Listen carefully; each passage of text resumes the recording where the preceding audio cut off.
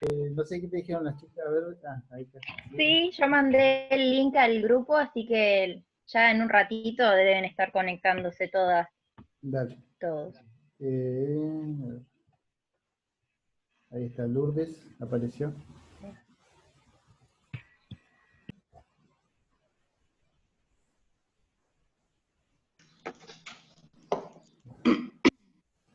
Ahí está grabando. Perfecto. Bueno, mira, mientras vamos esperando que se vayan conectando, vamos a que me cuenten un poquito. Bueno, mi nombre es Néstor, ya como saben, y me gustaría saber cómo han venido trabajando, cómo han venido, han podido conectarse bien, con regularidad, antes de empezar a charlar, digamos, de la materia, porque esperemos que estén todas así. No hacemos repetitivo, digamos, la explicación. Bueno, sí, yo como le comenté un poco, con algunos profesores nos conectamos por Zoom, tenemos encuentros por Zoom cada 15 días. Ujú. También tenemos grupos de WhatsApp donde mandan los materiales ahí, y también los suben a la plataforma, al aula virtual que hay ahí. De esa forma, no sé si el resto, yo como curso 4 materias, no sé si el resto de mis compañeras también tienen con otra modalidad con otros profesores. Claro. Bueno, por ahí, bueno, o sea, bueno, vamos a esperar a ver. En total, más o menos, ¿cuántos, tenés idea cuántos más o menos son los que están conectándose y trabajando o no? No, porque por ejemplo, en algunas materias que son anuales, por ejemplo, Leo, de primero somos 2 nomás, Claro. después subjetividad, no sé exactamente, capaz que Lourdes me puede ayudar cuántos de primero somos, Mm, pero no somos tampoco muchos.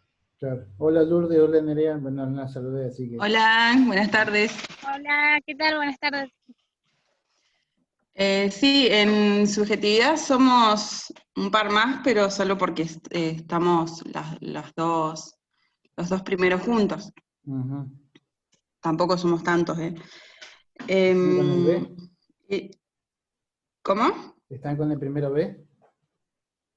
Primero E. Ujú, O sea, no lo digo, sí. o sea, juntos, dijiste, estás con primero junto, Sí, no sé qué otro primero es, tenés El primero primero pero... C y C, me parece, primero C y ah, primero E. exacto. mm, O sea, están las tres comisiones, lo que hay, digamos, están todos juntos. somos dos Yo, comisiones. sí, dos comisiones. Yo escuché decirle a la profe que están inscritos como 60 alumnos y que solamente 12 se han comunicado. Bien. Bueno, ya son las 2:02, bueno, vamos a esperar. No sé, ustedes, digamos, son de primer cuatrimestre las tres. No, Nerea y yo somos del segundo. Ajá, bien. Por eso queríamos preguntarte, bueno, después quizás lo ampliamos cuando entre más gente, Ujú, pero justamente preguntábamos eso, si nosotras podíamos, nos dijeron que no podemos cursar como alumna regular porque administrativamente es como medio lío, claro. pero que podríamos hablar con vos del hecho de que cursemos igual, pero que se nos evalúe como libre, pero no tan libre, no sé, que sea como si se podía hacer un examen especial por el momento. Claro, ajá. Bueno, eso bueno, yo lo tendría que charlar después con la gente, digamos, de secretaría, digamos, o con la secretaria académica, digamos, y con la profe de asuntos estudiantiles para ver si hay viabilidad, digamos. O sea, yo creo que no hay problema. O sea, yo ya he tenido alumnas del segundo cuatrimestre, digamos, eh, o sea, normalmente, digamos, porque yo a veces he hecho cursados especiales, por decir de alguna manera, porque no hemos logrado tener grandes cantidades, digamos, o por ahí la profe ha renunciado, supongamos, de otro curso, otra comisión, y bueno, o sea, yo di una clase, digamos, un cursado especial, digamos, en el segundo cuatrimestre se han sumado, digamos, ¿no? O sea, en esto sería novedoso, o sea, la condición es libre, pero sí, sí, podemos arreglar nosotros, digamos, ¿cómo se llama? De llegar a un arreglo en el sentido de que se curse, digamos, en condición de libre, digamos, pero bueno, o sea, podríamos haber de algún trabajito especial o, digamos, o buscar otra dinámica, digamos, para no, complicar, digamos, desde el punto de vista administrativo, ¿no? O sea, en ese sentido, hola, ¿qué tal? No sé si me escuchan, no sé qué es. Laura, ¿qué tal? Y no hay problema en eso, ¿no? O sea, la cátedra, digamos, en ese sentido tiene cierta libertad, por eso igualmente, por ejemplo, hoy había paro, digamos, virtual, y sin embargo, bueno, o sea, yo decidí conectarme por una cuestión, digamos, de que, bueno, esto, facilitar, digamos, el cursado y ver cómo vamos a ir cerrando la materia. Por ahí mi propuesta también era, teniendo en cuenta, si les parece a ustedes, digamos, por ejemplo, la semana que viene, conectarnos los días que teníamos, supuestamente tenemos clase, que son lunes y jueves, en nuestros horarios, digamos, ¿no? O sea, por ahí coordinar el horario, no necesariamente tiene que ser, por ejemplo, los lunes tenemos de 14 a 16 y los jueves de 16 a 18 a 18:20, ¿no? O sea, porque está el recreo en el por medio, supuestamente en, horario, en la cotidianidad normal, ¿no? Esos serían los horarios, digamos, si ustedes están de acuerdo, lunes y martes, el lunes y jueves de la semana que viene podríamos hacer unas clases, digamos, como para ir avanzando. Yo ya para el martes, o sea, para el próximo encuentro, que sería el lunes, si les parece, yo ya estaría preparando, digamos, ya tendría preparado, digamos, cómo quedaría el programa, ¿no? Dividido en unidades con los materiales, digamos, y más o menos ir dándole forma a la, ¿cómo se llama? Dándole forma a esta cuestión de cómo sería el trabajo final, ¿sí? Por ahí yo estaba pensando, digamos, en un trabajo, digamos, por ahí integrador, pero bueno, o sea, lo quiero definir en el fin de semana también teniendo en cuenta, digamos, la cantidad de los que estemos presentes, digamos, para rendir. En el caso, por ejemplo, de otro primero, yo solamente ya tengo confirmado que son 6 alumnas nada más, así que, bueno, entonces en el caso de ustedes, digamos, bueno, o sea, Laura, ¿me escuchás? Sí. Bueno, o sea, vos sos del primer cuatrimestre regular. Sí, soy del primer cuatrimestre regular, yo hice todos los trabajos y los presenté. Bien. Bueno, nosotros hicimos un trabajo de presentación, ¿sí? Bueno, no sé si les parece que arranquemos, porque, o sea, bueno, después esto se va grabando y, bueno, el que no pueda mirarlo desde el principio, digamos, ya va a poder recurrir a la grabación, después yo de última la acerco a Camila para que la suba al grupo, ¿eh? Bueno, más o menos les voy comentando, ¿sí? La asignatura, digamos, es Enfoque Histórico-Político de la Educación Argentina, ¿sí? Es una materia, digamos, que apunta a analizar a lo largo de la evolución de la educación en la Argentina, digamos, cómo se ha ido, digamos, desarrollando y plasmando diferentes políticas educativas, ¿sí? A través del Estado. Entonces, la idea, digamos, es ir entendiendo esa cuestión y ir viendo, por ejemplo, cómo la educación adquiere diferentes matices, digamos, dependiendo, digamos, del contexto que se analice. Por eso, normalmente, el programa se divide en 3 unidades que abarcarían, digamos, a 3 periodos importantes para entender esa dinámica de evolución en lo educativo. ¿Se escucha bien, no? ¿Sí? Sí, sí. Sí, perfecto. Sí, perfecto. Bien. Entonces, por ese lado, digamos, nosotros tendríamos un primer, digamos, estado, digamos, que sería el estado liberal, ¿no? O el estado oligárquico, como se lo conoce, digamos, que va desde, más o menos desde 1890 a 1916, ¿sí? De ahí nosotros tendríamos un periodo de transición, por decir de una manera, y llegaríamos a el segundo modelo de Estado, digamos, que sería el Estado de Bienestar, ¿no? O el Estado benefactor, o el Estado, digamos, mal llamado peronista, digamos, que son los gobiernos de Juan Domingo Perón, ¿no? Que van desde 1946 hasta 1955, que se le produce el golpe de Estado, ¿sí? Después de ahí, nuevamente, volvemos a entrar en una especie de transición, digamos, hacia el otro modelo de Estado, que es el Estado neoliberal, que comienza en la Argentina, digamos, con el golpe de Estado del 24 de marzo de 1976. ¿Sí? Más o menos, digamos, para que quede, digamos, graficado, digamos, en la línea del tiempo, cómo sería. ¿Sí? Hasta ahí, bueno, más o menos es lo que es el contexto, digamos, de la materia. O sea, qué apunta, digamos, en qué periodo se hace mucho hincapié, digamos, y se analizan las políticas educativas que va adquiriendo el modelo del Estado, ¿sí?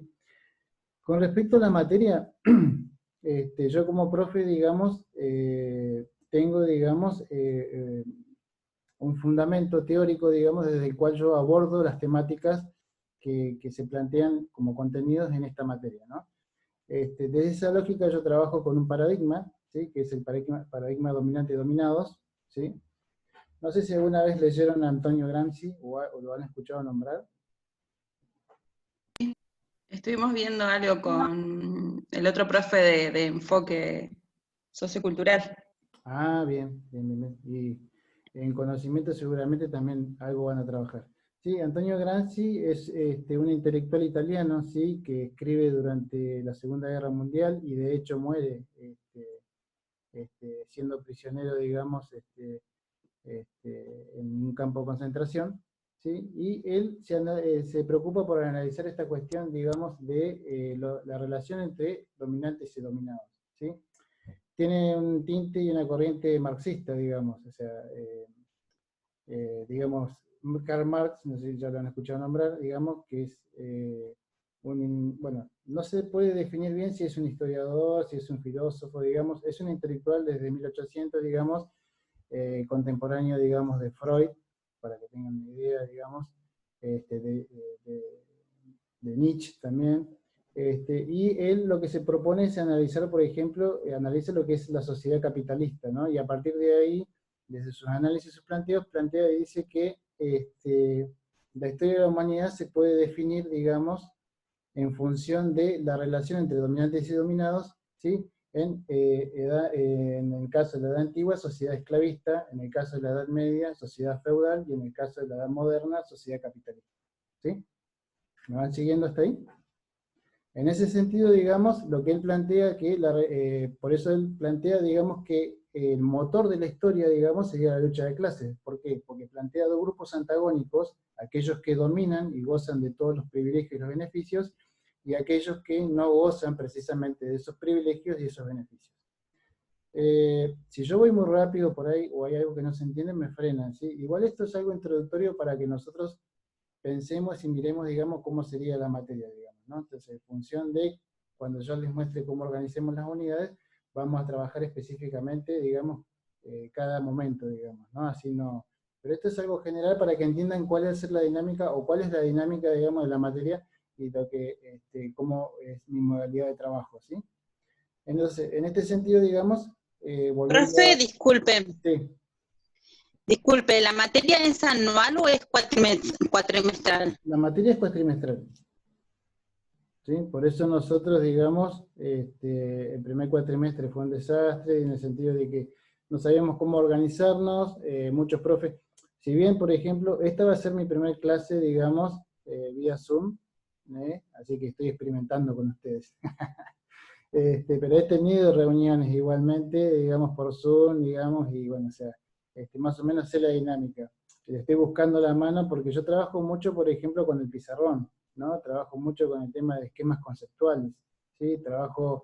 La línea del tiempo es una cuestión que a mí no me gusta trabajarla, pero yo la utilizo porque nosotros venimos, digamos, del secundario de estudiar de una forma fragmentada y lineal, ¿sí?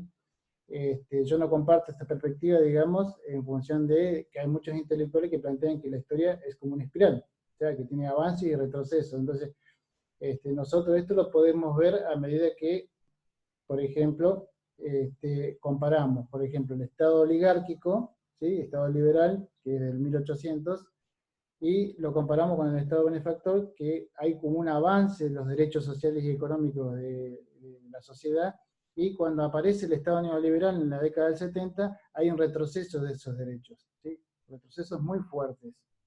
Entonces, y nosotros, que estamos en un estado post-neoliberal, por decir de una manera, estamos sufriendo las consecuencias, digamos, de un choque entre un modelo neoliberal de ajuste y de reducción de los derechos sociales con un modelo de la época peronista, digamos, que es el estado de bienestar, que plantea los derechos sociales y económicos como derechos, digamos, del ciudadano argentino, y que se resisten, digamos, ¿no? Entonces, por eso en la historia nosotros, desde esa perspectiva, nos permite entender que siempre o sea, la historia no es lineal, sino que es espiralada, digamos, y en ese sentido siempre tenemos conviviendo lo viejo y lo nuevo, ¿sí? Y de esa convivencia lo viejo nunca termina de desaparecer y se producen, digamos, como retrocesos, por eso es la historia de la humanidad, la evolución de la humanidad en la historia es espiralada, digamos, ¿no? Entonces, teníamos derecho, lo dejamos de tener, ¿no? Entonces, volvemos a tener algún derecho, lo volvemos a dejar de tener. Digamos, ¿por qué? Porque hay una puja, digamos, entre aquellos que dominan y los que somos dominados, ¿sí? También hay una cuestión, estos grupos sociales no son homogéneos, son heterogéneos, ¿sí? No sé si por ahí manejan esos conceptos. Homogéneos en el sentido de que no son iguales, sino que dentro de ellos tienen algunas diferencias, y esas diferencias, digamos, van caracterizando a cada sector social. Y esto es lo que permite el análisis de Gramsci, por ejemplo, ¿no? Cuando plantea, digamos, la relación entre dominantes y dominados, ¿no? Entonces, en este sentido, digamos, si nosotros ponemos a analizar, digamos, las políticas del Estado durante el contexto liberal, ¿sí? Nosotros tenemos que entender, por ejemplo, que era un Estado que venía en formación, ¿sí? Porque, por ejemplo, la Argentina, digamos, en ese contexto, no tenía, digamos, una estructura estatal consolidada, ¿sí?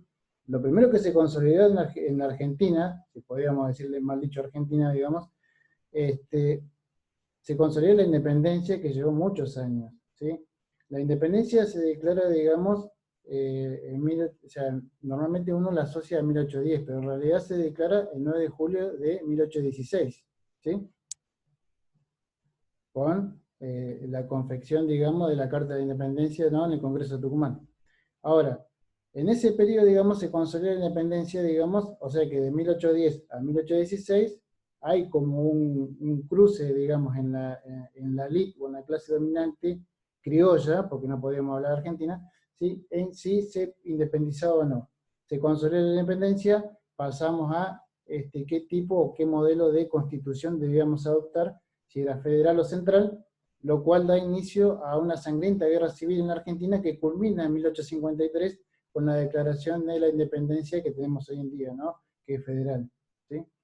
Aún así, ya consolidado eso, digamos, el Estado todavía no tenía forma. Entonces, de ahí, una vez consolidada la Constitución, ¿no?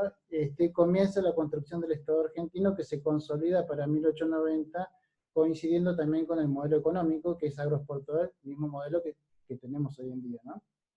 En ese sentido, digamos, el Estado argentino se conforma con las presidencias históricas, que son Mitre, Sarmiento y Avellaneda, ¿sí? Ellos son los que se van a encargar de darle forma a lo que nosotros llamamos Estado, ¿sí? Consolidación del territorio. No sé si por ahí alguna vez leyeron algo con respecto al Estado o tienen alguna idea de lo que es el Estado. Pregunta. Profe, disculpe, una compañera está intentando ingresar. Ah, perdón. Me colgué charlando y no la vi. Ahí está, Janina. Ahí le di el ok. Bien. Gracias. Perdón, Janina. Me concentré explicando y me olvidé de mirar en la sala los que estaban pidiendo conectarse. Bueno, siguiendo con esto, en esta línea, digamos, yo les comentaba y les preguntaba si tienen una noción de qué es el Estado en sí, digamos, ¿no? Si es cómo definirlo, digamos, si logran tener una idea, digamos, o leyeron alguna vez a Oslak, por ejemplo, que es un autor que define, y por ahí lo trabajan muchas asignaturas, entonces por ahí se trabaja también a veces en el secundario, entonces por ahí si tienen alguna idea de lo que es el Estado, o alguien lo puede definir. ¿No? Bueno. Sí, nunca lo leí. ¿No? Bien. Yo para hacerlo un poco más dinámico, ¿los estoy aburriendo con mi charla? No. Nunca lo leí, pero bueno, el Estado es el que regula. El Estado es regulador, exacto. El Estado tiene características, ¿sí? Tiene ciertas características. Una es, por ejemplo, el tema, esto de regular que vos estás planteando, estamos hablando de, es el único que detenta el control de la soberanía y es el único que, digamos, puede ejercer la fuerza y la violencia dentro del territorio, ¿sí? Entonces, digamos, es el dueño de la coacción, ¿no? Eso significa regular. Es una característica que tiene que tener el Estado, ¿sí? Ahora, ¿dónde va a ejercer ese control social o esa regulación? La va a ejercer dentro de un territorio. Ahora, un territorio, digamos, necesita tener límites fronterizos, ¿sí? Por eso muchas veces es muy difícil desligar de la noción de Estado la territorialidad, digamos, ¿no? Se necesitan límites fronterizos, ¿sí? De hecho, ustedes me dicen si por yo las confundo, ¿no? O sea, el Estado es un concepto moderno, ¿sí? Es un concepto que surge con la Revolución Industrial en Europa, ¿sí?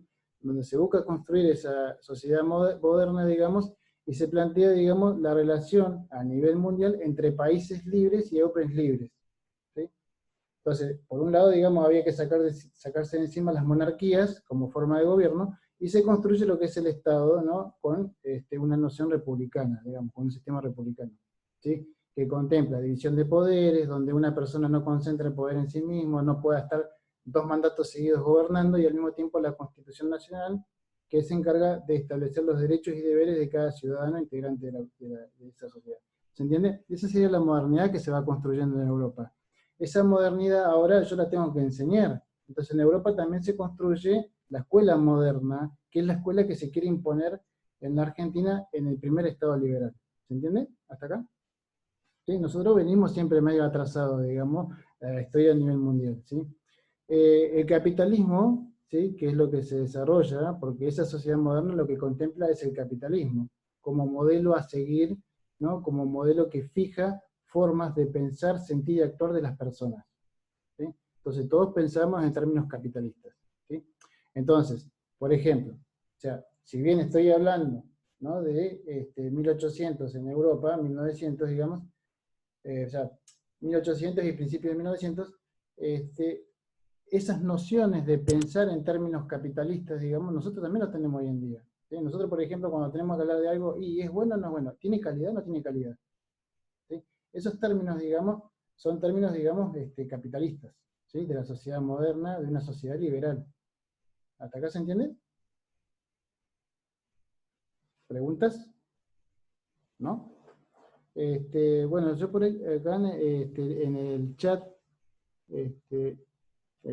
ahí lo aprendí. Si ustedes, yo voy hablando y me quieren hacer una preguntita, digamos, me escriben ahí, me olvidé de esa parte del chat, así aclaro alguna cuestión, porque yo por ahí a veces voy hablando, digamos, y para que se den idea de esto que yo estoy demostrando, son muchos años de historia, son muchos datos e información, digamos, y al mismo tiempo que yo busco procesarlos, digamos, entendiendo la lógica, ¿sí? La historia no es algo natural, nosotros tenemos la costumbre de naturalizar, ¿sí? Si nosotros, desde un punto de vista de lo psicológico, nos analizamos como sujetos, ¿sí? Somos animales de costumbres también, ¿sí? Nosotros, por ejemplo, nosotros cuando nos trasladamos a un lugar, de un lugar, ¿no? que es recurrente en nosotros, por ejemplo la escuela, ¿sí? De mi casa a la escuela yo voy siempre por el mismo lugar, salvo que no tenga que hacer otra cosa, yo no cambio mi hábito, ¿se entiende? Entonces, desde ese sentido, digamos, nosotros, como personas, digamos, nos acostumbramos y tenemos esa costumbre de naturalizar las cosas. Entonces, ustedes imagínense, se construye una sociedad moderna para un sujeto que era un siervo y no se consideraba igual a su señor, ¿sí? Decirle, vos sos un sujeto libre, vos sos un ciudadano, vos tenés derecho, podés estudiar. Es como hablarle chino, ¿se entiende más o menos, no? Entonces, eso hay que enseñarlo, eso hay que implementarlo, y ahí aparece el rol de la escuela, ¿sí? Porque la escuela no está para enseñar los derechos, sino está también para enseñarnos y a entender cómo es nuestra sociedad. Ahora, si después la escuela es buena y nos enseña nuestros derechos o no, esa es otra cuestión, ¿sí? Porque nosotros no nos olvidemos que estamos atravesados por relaciones de poder. Y en ese sentido, digamos, la escuela no está ajena de eso, los docentes no estamos ajenos de eso, ¿sí? Entonces, desde esa perspectiva, lo que yo propongo desde mi fundamento teórico y de mi marco teórico, digamos, es trabajar estos contenidos de una perspectiva analítica crítica, de una perspectiva, digamos, reflexiva, ¿sí? Crítico-reflexiva, digamos. Normalmente, las clases dominantes lo que ejercen sobre los dominados es un discurso que busca ser hegemónico, es un discurso que busca dominar, ¿sí? Entonces, lo que yo busco hacer desde mi asignatura es analizar esos discursos, digamos, que establecen las clases dominantes, y al mismo tiempo poder reconocer los núcleos duros dentro de ese discurso. ¿A qué yo llamo núcleo duro? Núcleo duro llamo, digamos, a aquellas opiniones socialmente construidas que reproducimos mecánicamente sin pensar. ¿Se entiende? ¿Sí? Esto lo hacemos nosotros siempre mecánicamente, ¿sí? Ponemos un ejemplo, ¿sí? Para entender estas cuestiones, ¿no? O sea, normalmente, por ejemplo, nuestra sociedad moderna, ¿sí? Occidental, nos enseña que, por ejemplo, como sujetos, ¿sí? Si lo miramos, digamos, desde la perspectiva, digamos, relacional, no podemos vivir si no tenemos una pareja al lado, ¿no? Es un ejemplo. Entonces, una persona no tiene pareja, se siente realizada, frustrada. Una persona no tiene trabajo, se siente frustrado e irrealizado. ¿Se entiende, no? O sea, es como que se establecen, ¿sí? Estereotipos, ¿no? Idiosincráticos, por decir de una manera, que a nosotros nos van determinando. ¿Sí? ¿Somos libres? ¿Realmente podemos elegir? Esa sería una pregunta que ustedes tienen que empezar a fomentarse, y mi idea es, digamos, alimentar esa curiosidad para entender en la sociedad que estamos viviendo, ¿sí? Entonces, en ese sentido, digamos, la dominación no deja nada libre, sino que nosotros tenemos que pensarla en términos como si fuera un abanico que nos envuelve, ¿sí? Y en ese sentido, digamos, establece diferentes tipos, estereotipos, digamos, de control que nosotros vamos adoptando como si los eligiéramos libremente, pero, digamos, estamos siendo condicionados, ¿sí? Porque normalmente nosotros no somos reflexivos y críticos, ¿sí? Críticos podemos ser todos, ¿vale? Yo me puedo quejar de esto, de aquello, esto no me gusta, crítico podemos ser todos. Ahora reflexivos no somos todos, ¿sí? Por ejemplo, ¿no? Si viene alguien y dice, para entender las relaciones como son, ¿no? O sea, por esto yo en mi trabajo me apoyo mucho en filosofía, me apoyo mucho en la sociología, ¿no? Y en la psicología para poder entender, digamos, precisamente cómo son las relaciones humanas, dentro de estas relaciones humanas, cómo las relaciones de poder nos condicionan, ¿sí? Y a veces nosotros creemos que libremente estamos reproduciendo algo a nuestra elección, pero en realidad, o sea, estamos haciendo algo que nosotros elegimos libremente, pero lo estamos reproduciendo dentro de lo que nos proponen para elegir. Si uno no elige o se va por fuera de eso, aparece una sanción, ¿sí? Aparece una sanción que puede ser en algunos casos el exilio, en otros casos puede ser la cárcel, dependientemente del grado de infracción en contra de la ideología dominante. ¿Se entiende? ¿Hasta acá? ¿Preguntas, dudas? No veo que escriban nada, así que por eso lo digo yo por ahí. Si hay alguna Sí, cosa... vamos re bien, profe. ¿Van bien? Buenísimo. Entonces, en este sentido, digamos, esto que yo estoy planteando como marco teórico, la idea es que nosotros lo apliquemos no solo en las sociedades históricas, ¿no? En el tiempo, ¿no? Sino también en nuestra sociedad. Porque, digamos, también yo trabajo desde esa cuestión de que trabajar contenidos que desde el aprendizaje significativo. O sea, si yo enseño algo que sea significante para ustedes, digamos. O sea, a mí no me sirve reproducir la Revolución Francesa o reproducir, digamos, el contexto del 25 de mayo de 1810 y que usted me lo reproduzca de memoria si no sirve, ¿sí? O sea, si no entienden para qué lo estudiamos. Entonces, desde ese enfoque del aprendizaje significativo, digamos, yo creo que cualquier cosa que trabajemos tiene que tener un aporte y un correlato y una relación con nuestro presente. Por eso también es importante hacer el pensamiento reflexivo implica al mismo tiempo un análisis analógico, ¿sí? Comparativo, ¿no? Siempre ir comparando, digamos, para entender. Normalmente uno dice, hoy en día dice, por ejemplo, que la culpa de todos los problemas sociales que tenemos hoy en día es del peronismo, ¿sí? Por ejemplo. No soy peronista, les aclaro, o sea, soy apartidario, pero no apolítico, o sea, yo no tengo adhesión con ningún partido político, pero sí soy un sujeto político y me involucra y me interesa la política. Entonces, en este sentido, digamos, decir que el peronismo, digamos, es el mal de todos nuestros males, digamos, es una forma de distracción y al mismo tiempo de sacarse, digamos, la soga del cuello de muchos políticos nuestros, ¿no? Ya sean tanto dentro del justicialismo o dentro de otros partidos de enfrente, ¿no? Entonces, en este sentido, digamos, primero, cuando uno escucha algo, tiene que tomarlo, ¿sí? Y no tomar una decisión. Bueno, nosotros tenemos una característica negativa que es ser prejuiciosos, Entonces, en ese sentido, se está quedando el tiempo, así que le puse recurrente, así que retomamos, ¿sí? Con el mismo link, si se corta, ¿sí? Entonces, en ese sentido, digamos, vuelvo a insistir, somos prejuiciosos, entonces tenemos, digamos, que trabajar esa cuestión, ¿no? Y no tomar una decisión de algo que yo no conozco. Yo no puedo opinar de algo que yo no conozco. A nosotros nos enseñan a ser opinólogos de lo que sea, tanto a través de los medios de comunicación, de la radio, del boca a boca con las amigas en las reuniones, nos enseñan a opinar de lo que sea. Ahora, yo puedo opinar de física nuclear, yo puedo opinar de, o sea, ¿por qué alguien, por ejemplo, que no es docente puede opinar de educación? Por ejemplo, ¿no? A ver, el aprendizaje, ¿se puede medir en cuestión de contenido, en cantidad de contenido se mide o se mide en cantidad de tiempo? No sé, esas cosas, digamos, son muy deterministas, muy puntuales. ¿Sí? Entonces, por ahí, digamos, eso en vez de llevar a la claridad confunde y nos obliga precisamente a reproducir opiniones de gente que vamos escuchando por ahí. ¿Sí? Entonces, en ese sentido, digamos, vuelvo a insistir, digamos, que uno tiene que ser reflexivo y crítico, digamos. Primero reflexionar, primero tratar de entender, comprender, y después de ahí tomar una decisión, ¿no? Y una opinión, ¿no? Que puede ser, digamos, a favor o en contra de aquello que se esté analizando, ¿sí? En ese sentido, digamos, muchas veces, por ejemplo, yo hago este ejercicio, ¿no? O sea, en clase, digamos, si nosotros tuvimos la posibilidad, por ejemplo, de viajar en el tiempo, ¿no? Entonces les digo, chicas, súbense a mi máquina, le digo, viajemos en el tiempo, vamos a 1800, digamos, a 1890, ¿sí? 1900, y buscamos un papá, ¿no? De los sectores dominados, y le comentamos y le preguntamos qué opinan con respecto a que su hijo tenga, que la educación sea obligatoria y que su hijo tenga que ir a la escuela primaria. ¿Ustedes qué dirían?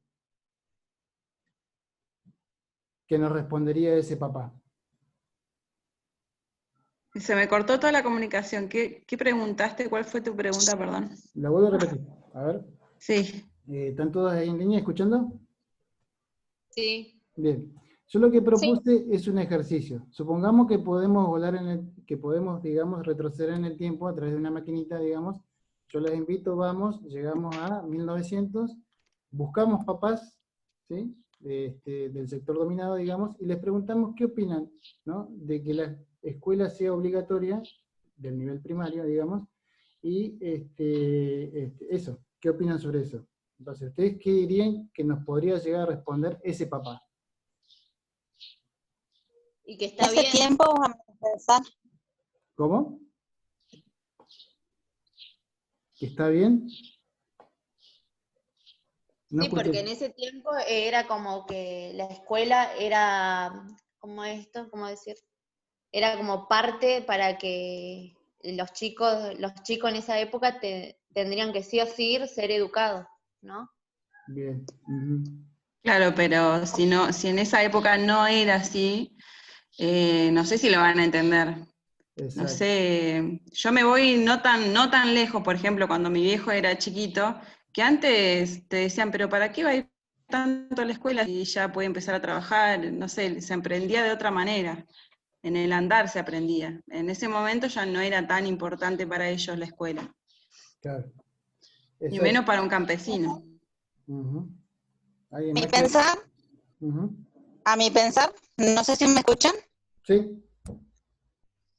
a mi pensar, el obrero nacía su hijo y era obrero, seguía siendo obrero.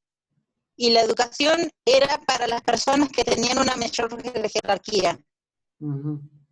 Por ejemplo, si vos eras médico, tu hijo estudiaba con vos siendo médico. Bien. ¿Alguien más quiere aportar algo? Y hago el cierre. Ya sea de esta Eh, idea, ¿no? yo, falta. Eh, a mí me parece que si es el sector dominado, eh, depende también de las, no sé, cómo, me voy hace tiempo como que no tengo tan claro el tiempo, pero pienso Ujú. que si el sector dominado era convencido de que era lo mejor, es probable que diga que sí, si está ese trabajo de convencimiento.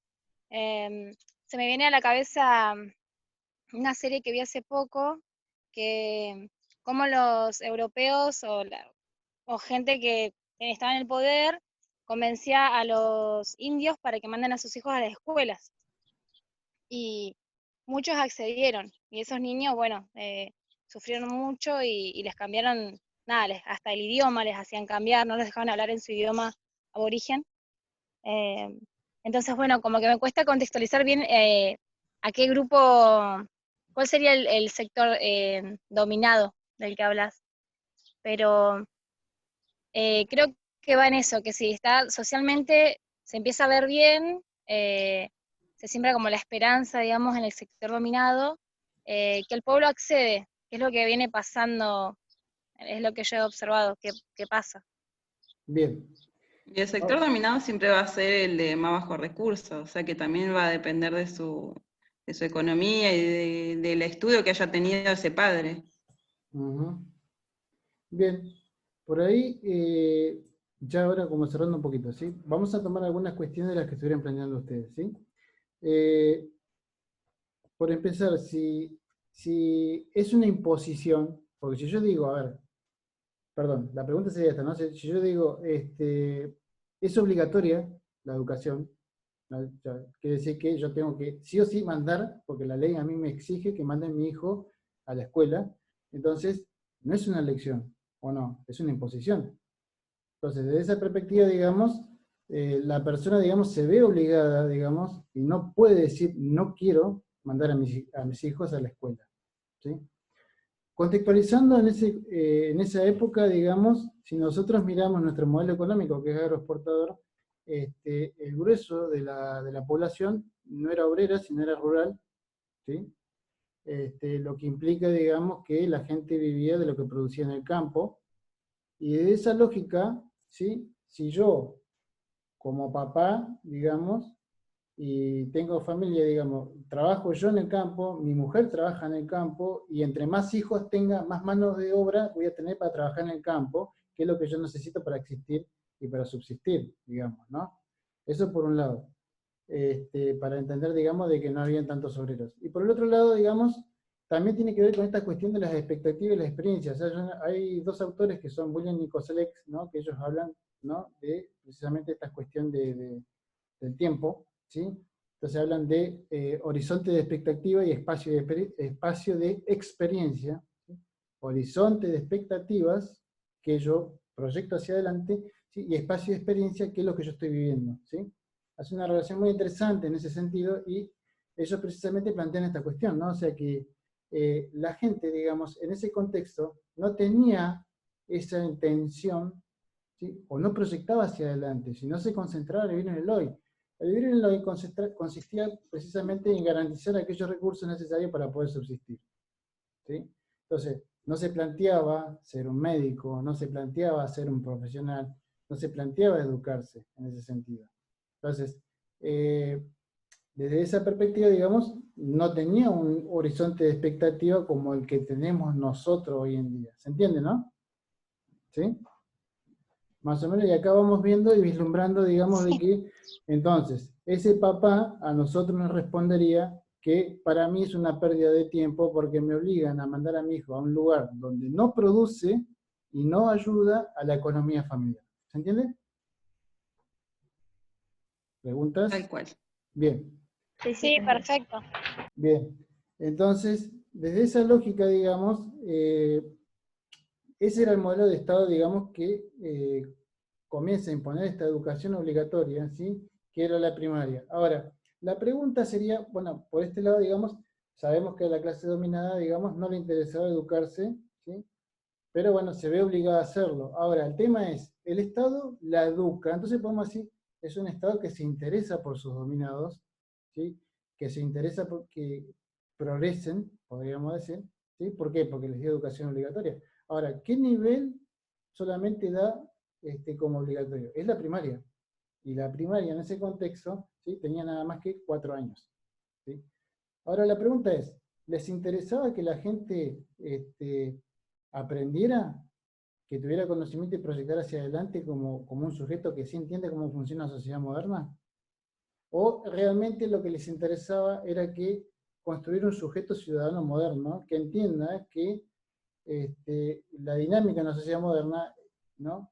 Las decisiones y la justicia pasa por el Estado, por lo cual ellos no entendían lo que era un Estado, y no entendían que, entonces, no entendían lo que era un Estado, no entendían lo que era un derecho, no entendían lo que era ir a trabajar también, o lo que era una relación de dependencia, porque muchas veces la relación de dependencia del empleado rural con su patrón o su estanciero, por decirlo de una manera, sí, era un papel, ¿no? A través del cual, que ahora no me acuerdo el nombre, se me fue, mala mía, ¿no? Pero bueno, mala mía. Pero bueno, a veces yo no me baso mucho en los datos históricos, ¿no? Porque fijarse en las fechas o en las cosas a veces a uno lo confunde, ¿no? Digamos. Entonces, en este sentido, digamos, que esta clase también que es improvisada, digamos, entonces no me acuerdo cómo se decía el papelito, con ese papelito el empleado, digamos, el campesino, iba, compraba en el puesto, digamos, a nombre del patrón, digamos, y sacaba fiado, digamos. No había plata. Por ende, digamos, no había circuito económico desde el punto de vista de que no había un mercado interno, ¿sí? Y no había, digamos, una moneda, en ese sentido, que regule el mercado interno, y al mismo tiempo, pensar en un mercado interno, estamos hablando de diversidad de producción, y en realidad lo único que se producía en ese contexto era cuero y tasajo, digamos, porque, bueno, no se producía ni siquiera carne, porque el frigorífico, digamos, empieza a aparecer más o menos los barcos frigoríficos en 1905, más o menos, para que se den una idea, y de ahí que comienza a exportarse hacia afuera, digamos, pasa y lleva su tiempo. Por ende, el fuerte de la economía no era, ¿cómo se llama? Digamos, con las carnes, sino era precisamente con el tema de la lana y los cueros, digamos, ¿no? O sea, hasta acá van siguiendo. Sí, Sí, yo nada más perfecto. se me corta todo, no sé si a todas les pasa, pero bueno, me saqué la cámara porque a ver si por algo internet, pero por ahí recupero algo, se corta bastante igual. Bien, igual Sí, no a se mí me preocupen, pasa un poco lo mismo. bien, no se preocupen que igual esto yo lo estoy grabando y después subo la grabación, se la paso a Cami para que la suba al grupo, ¿sí? Así después ustedes la pueden reescuchar, transcribir, porque a veces también uno, digamos, tiene diferentes formas de aprender, ¿no? Que son, o sea, una es visual, la otra es auditiva, ¿sí? Y la tercera es sinestética, por decir, ¿no? Que tiene que ver con la mezcla, digamos, de las emociones y los sentimientos, digamos, de la persona, digamos, vinculadas a las otras dos. O sea, desarrollamos las tres. A veces nosotros, eh, digamos, le damos prioridad a una. La idea es buscar un equilibrio entre las tres, ¿sí? Entonces, en ese sentido, digamos, escuchar viene bien, transcribir, al volver a transcribir, digamos, lo que uno va escuchando también sirve, digamos, ¿sí? Y al mismo tiempo conteniendo, digamos, la otra parte que tiene que ver con lo que les dije recién, que es la sinestético, digamos, que tiene que ver con que a veces uno la mezcla con las emociones, entonces a veces que eso nos nubla, por ejemplo, a la hora de entender un conocimiento, porque dejamos que nuestras emociones nos embarguen, digamos, y muchas veces no pensamos racionalmente y nos dejamos llevar por la emoción. Ahora, la emoción no está mal, sino que hay que buscar un equilibrio, ¿sí? Mente y corazón, ¿sí? Pensamiento y acción, digamos, pensamiento y emoción, digamos, es esta cuestión, digamos, buscar un equilibrio sería lo ideal, ¿sí? Porque nosotros somos sujetos, digamos, que tenemos dos planos, es un plano racional y un plano espiritual. Y los dos son importantes para el desarrollo nuestro como sujetos, ¿no? Que nos permite buscar un equilibrio, o sea, lograr ese equilibrio nos permitiría también entender la realidad que estamos viviendo y manejar y encarar los problemas de otra manera, ¿sí?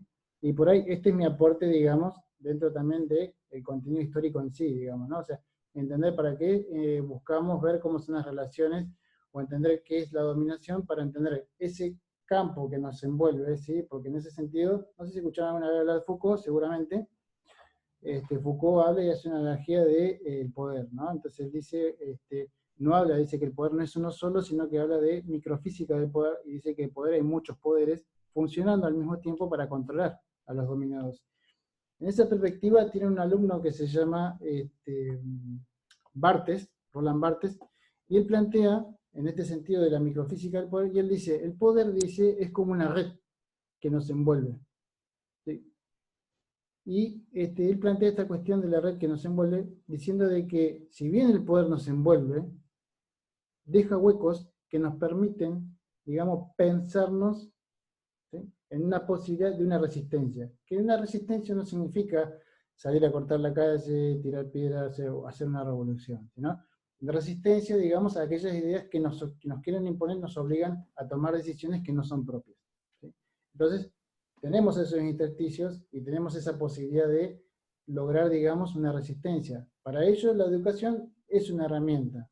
Ahora, si nosotros no sabemos utilizar esa herramienta, si nosotros el día de mañana como docentes no sabemos transmitir esta visión, digamos, de cómo entender la vida, digamos, somos funcionales. En este sentido, volviendo a Gramsci, que les comenté, cuando él analiza las relaciones dominantes y dominados, él dice que dentro de los dominantes, nosotros tenemos, por ejemplo, gente que es consciente de esa dominación y gente que no lo es.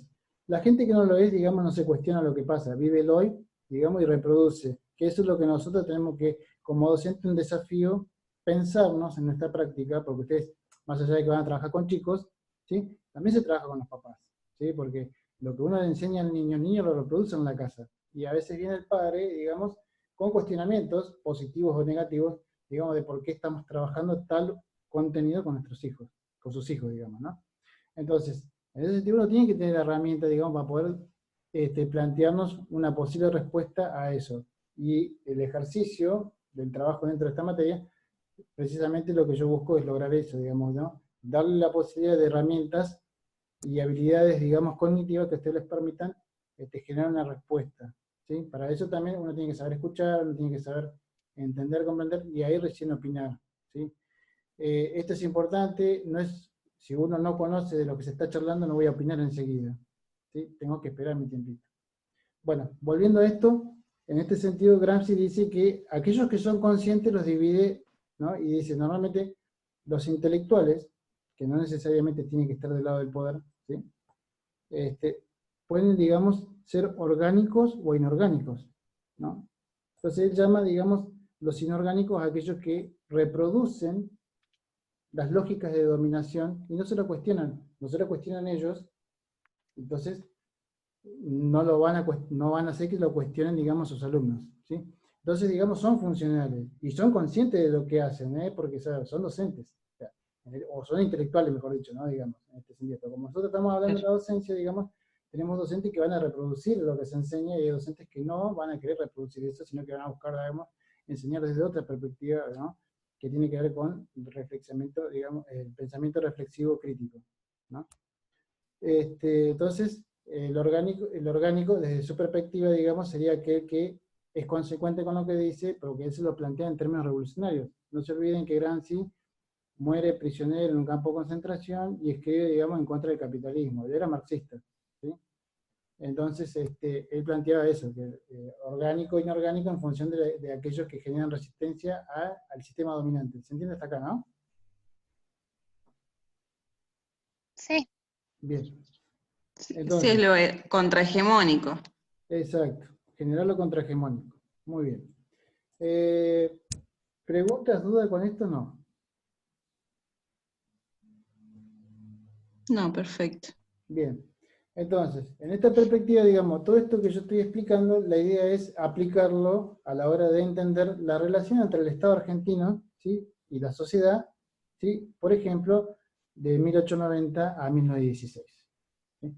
Entonces, desde esta lógica nosotros podemos entender y rastrear y decir, y no reproducir, o sea, estaba bueno porque la gente lo veía como un derecho, está bueno porque lo veía como un progreso, ¿sí? El Estado se interesaba en que la sociedad se modernizara, para que progresara, ¿sí? Porque de esa perspectiva, digamos, entonces, bueno, ¿y ese progreso era para todos igual? Ese progreso, digamos, contemplaba a los pueblos originarios, ese progreso contemplaba a la mujer como sujeto, digamos, individual. Entonces, esas cuestiones, digamos, uno se las tiene que ir planteando a la hora de analizar un hecho histórico, ¿no? Porque si no, nosotros terminamos naturalizando, terminamos diciendo, sí, no, esto se da. Entonces, escuchamos a alguien que dice, no, sí, los kirchneristas o los peronistas fundieron el país.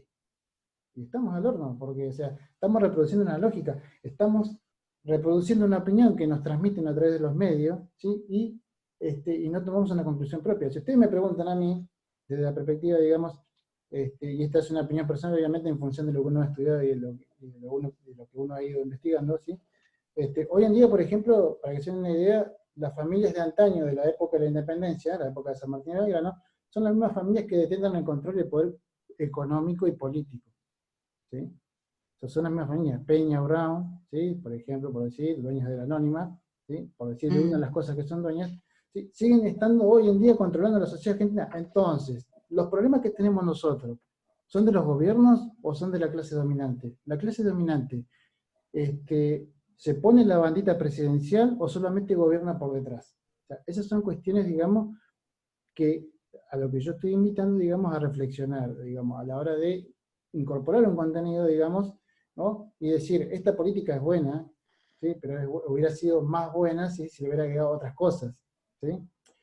Tal cual. Entonces, de esa perspectiva, entonces, o sea, yo no digo, por ejemplo, ni defiendo ni soy peronista, pero digo yo que es un momento histórico en el cual nosotros tenemos acceso a muchos derechos que no teníamos, ¿sí? Tal cual, sí. Entonces, de esa perspectiva, digamos, no es negativo para mí es súper positivo, ¿sí? Podría haber sido mejor totalmente, Sí. totalmente, podría haber sido mejor. Pero bueno, también esa cuestión, depende de la resistencia que generemos nosotros los dominados, ¿sí? Es lo que vamos a encontrar a vereda de enfrente, ¿sí? Entonces, si nosotros, la mayoría de nosotros, que somos más numerosos que los dominantes, son inconscientes de su dominación, entonces se hace muy difícil generar una resistencia. Y ahí está el desafío de nosotros, como docentes, digamos, de generar esta resistencia y esta conciencia en nuestros pares, ¿sí? No es una tarea fácil. Bueno, ahí está, en esas clases dominantes es donde se presentan los discursos que hacen creer de alguna manera que siempre las decisiones son para el común de todos, digamos. Exacto. Tienen ese poder de convencimiento, quizás, por llamarlo de alguna manera. Bueno, todos utilizamos, por ejemplo, la palabra democrática, ¿sí? Por una sociedad más democrática, por una sociedad, Sí. por una sociedad más de igualdad de los derechos, por ejemplo, ¿no? Entonces, dice, nosotros queremos trabajar en una perspectiva más democrática dentro de una institución, ya sea una escuela, sea que sea el municipio, bueno, en fin, cualquier institución, que hay muchas instituciones que sostienen una sociedad, ¿sí? Se plantea esta cuestión de lo democrático como forma de dominación de otras relaciones. Si nosotros miramos desde la perspectiva de la historia, yo soy profe de historia, ¿sí? Nunca existió una sociedad democrática, salvo, ¿sí?, durante un periodo, ¿sí?, en la sociedad griega, ¿sí?, donde sí hubo una democracia, pero una democracia de los aristoi, como se decía en ese momento, una democracia de los iguales. ¿Quiénes eran los iguales? Los ciudadanos griegos. El que era nacido de mamá y de papá ateniense era griego, por ende tenía derecho como ciudadano. Ahora, ¿qué pasa con el resto de los que no eran griegos? Eran todos esclavos. Entonces, ¿podemos hablar de democracia? Era una democracia restringida a los mejores nada más, ¿se entiende? Ahora, desde el punto de vista colectivo de una sociedad, la democracia nunca se dio, ¿sí?, en esa perspectiva. Ahora, en esto sí yo estoy siendo un poquito más conductor, digamos, porque bueno, obviamente el conocimiento que uno tiene, digamos, y bueno, la idea es que ustedes profundicen esto. Yo las invito, digamos, igualmente a que sigan leyendo, o a que no necesariamente se tienen que quedar con lo que yo digo, precisamente lo que yo quiero, sí, que se queden con este ejercicio que yo planteo, que es el pensamiento reflexivo crítico, ¿sí? Y desde esa perspectiva después cada uno irá armando su opinión. Y después el día de mañana, cuando seamos colegas, digamos, estaremos en la misma vereda, o en la vereda de enfrente, no sé, pero bueno, o sea, la idea es esa, ¿sí? Digamos, este es mi aporte humilde y lo que yo puedo generar, ¿sí?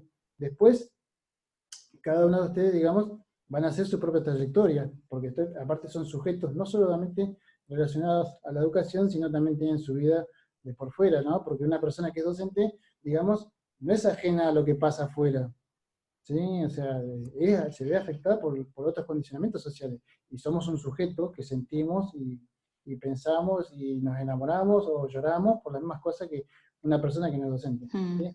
Entonces, esta cuestión de estigmatizar, esta cuestión de encasillar, es lo que nos incorpora a esta sociedad moderna que nos busca dominar, que es una sociedad de tinte occidental y moderno, digamos, europeo. Desde esa perspectiva, nosotros, por ejemplo, tenemos de Sousa Boaventura, ¿sí? Que es un autor brasilero, y él analiza precisamente la sociedad moderna, y él dice que esta sociedad moderna que se comienza a construir con la revolución industrial en Europa, ¿sí? Que se impone a nivel mundial, es una sociedad moderna que crea monoculturas, ¿sí? Crea monoculturas que buscan regular, digamos, las sociedades, ¿no? O sea, y decir, digamos, la mejor sociedad es la moderna. Ustedes fíjense cuando uno lee los libros de historia y dice, Sarmiento siempre estaba mirando hacia Europa. Sarmiento quería que la sociedad argentina fuera, ¿sí? Moderna e industrial como los europeos. Y eso lo contemplaba como positivo y nos miraba a nosotros y decía, gauchos, pueblo originario, y somos retrasados. Y no sirve, ¿no? Entonces, desde esa perspectiva. Entonces, esa mirada hacia allá, la que detenta Sarmiento, es una mirada precisamente construida, digamos, del etnocentrismo europeo, ¿sí? Donde ellos se colocan como lo mejor, ¿sí? Y esto es donde nosotros lo vemos. Una de las monoculturas que plantea precisamente este autor que yo les estaba nombrando, que es Boaventura, él plantea y dice que habla de la jerarquía de los saberes, por ejemplo, ¿no? Hay saberes que son más importantes que otros saberes. Entonces, si nosotros tomamos, por ejemplo, un libro de historia y miramos cuántas páginas se dedica a la Revolución Francesa, cuántas páginas se dedica a la Independencia de Mayo,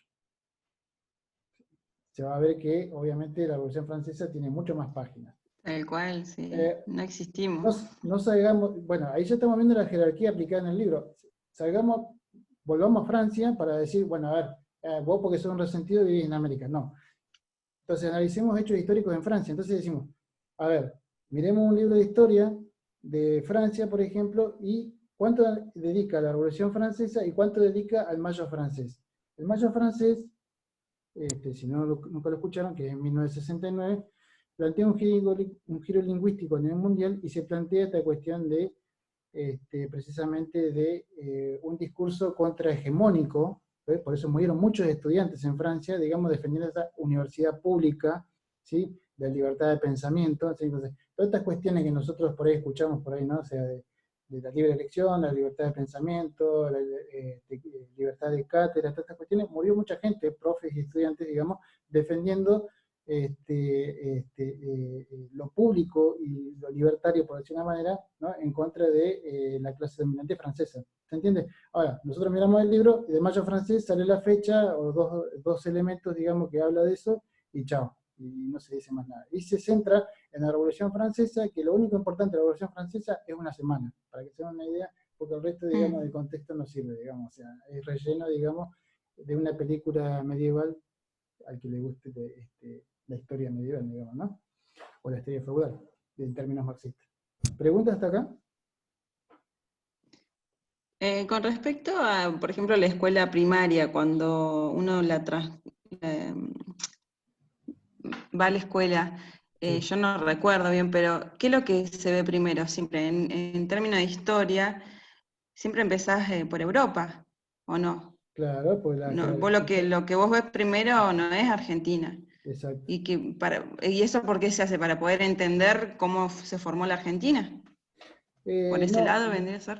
en realidad eso tiene que ver, así como nosotros analizamos, por ejemplo, una sociedad, digamos, ¿no? Que vos tenés gente privilegiada, gente que no, ¿no? Y la relación entre dominantes y dominados, a nivel mundial, a nivel países, también tenés esa lógica, ¿sí?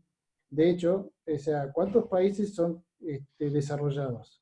Los contamos con los dedos de dos manos nada más y paramos a contar, son 8. Antes eran 7, era el G7, ahora son el G8 porque lo sumaron a Rusia. Pero bueno, ¿se entiende? O sea, son 7 países, ¿sí? Que dominan todo el mundo. ¿Sí? El resto de los países, porque ahora no me acuerdo el número exacto, digamos, de países que hay, ¿no? Porque con el tema de la división de la esperen que alguien se está sumando. Con el tema de la división de, digamos, de la caída, digamos, de la Unión Soviética, por ejemplo, aparecieron muchísimos países, ¿no? O sea, bueno, y con el conflicto de los Balcanes, que tiene que ver con Croacia y Serbia, y la ex Yugoslavia también aparecieron más países, así que si sacamos la cuenta son más de 8, ¿sí? Y bueno, el resto son países dominados, y los otros son los dominantes. Y los países que son dominantes son de cultura occidental, de cultura, más allá de que esté Estados Unidos, que no es europeo, pero tienen una fuerte raigambre, digamos, moderna, eurocentrista. ¿sí? Entonces, en ese sentido, digamos, lo que vos aprendés en la escuela, digamos, es aprender, digamos, que lo civilizado o la cuna de civilización es Europa. ¿Sí? Entonces, es el modelo a imitar. Entonces, nosotros íbamos en trapos y a pie, y a vos te enseñan a comer con utensilios, no con la mano, a ser higiénico, y un montón de cuestiones, ¿no? Entonces, el primer modelo de escuela que se genera en el Estado liberal, lo que apuntaba era eso, crear ciudadanos, ¿sí?, modernos, que entiendan, digamos, cómo son las relaciones entre el Estado y la sociedad, que las decisiones las toma el Estado, y segundo, de que está obligado a trabajar, segundo, que está obligado a estudiar, y segundo, que es un ciudadano argentino, porque no se concebía como argentino. ¿Sí? O sea, una persona común en esa época no se veía como un argentino, ellos se veían como un criollo. ¿Por qué? Sí. Porque era la identidad que lo definió, ¿sí?, ¿no?, que era diferente al español cuando gobernaban los españoles. Entonces, la identidad era criolla, no argentina. Entonces, que venga alguien y me diga, vos sos argentino ahora, y yo digo, pero si yo soy todo mi criollo, mis hijos fueron criollos, y eso genera una confusión, genera una resistencia, ¿no?, que cuesta, digamos, la construcción de la ciudadanía. Y eso se plasma hoy en día, por ejemplo, cuando nosotros miramos la identidad de diferentes provincias, ¿no? Cuando uno dice, por ahí, cuando uno, si alguno tuvo la posibilidad, digamos, de salir afuera, yo la he tenido, y cuando uno va, por ejemplo, acá afuera nomás en Chile, y se pone a charlar, y por ahí me ha pasado, ¿no?, que nos hemos encontrado, y la gente chilena me pregunta, dice, bueno, ¿ustedes dónde son? Entonces, cuando uno empieza a decir de dónde es, no dicen argentinos los de las provincias del norte.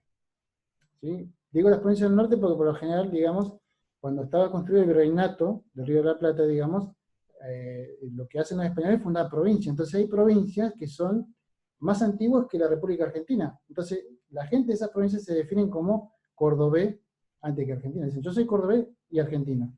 Entonces lo único que dicen argentinos son las provincias nuevas. ¿Sí? Como en el caso, cuando me preguntaron, yo dije, yo soy argentino. No, yo te decía, no, yo soy cordobés, yo soy porteño, yo soy mendocino, y ahí no decían argentinos. Entonces ahí estamos viendo la dificultad de construir una identidad ciudadana, ¿sí?, que fue lo que quiso hacer ese modelo de Estado al principio. ¿Sí? Entonces ahí estamos viendo la resistencia también. O sea, que a veces algunas resistencias también tienen que ver con lo viejo, que uno trae de lo histórico, digamos, y no necesariamente tiene que ver con una cuestión de conciencia. ¿Se entiende? Bien. No necesariamente que decir que haya sido contrahegemónico, ¿se entiende? En ese sentido fue una resistencia a una cuestión de que no me gusta eso y no lo quiero. ¿Sí? Y eso es lo que seguimos viendo. Entonces, por eso nuestra Constitución, que se consolida y se declara en 1853, culmina con una guerra civil muy importante en Argentina, donde muere mucha gente, ¿no?, y termina siendo federal, porque precisamente reconoce el principio de libertad de las provincias. Entonces, por eso, cuando el Estado argentino genera una ley, cada provincia la adecúa, no es que no puede decir, yo no la quiero. Sí, la toma y la adecúa en función de sus intereses y de la necesidad de su gente dentro de la provincia.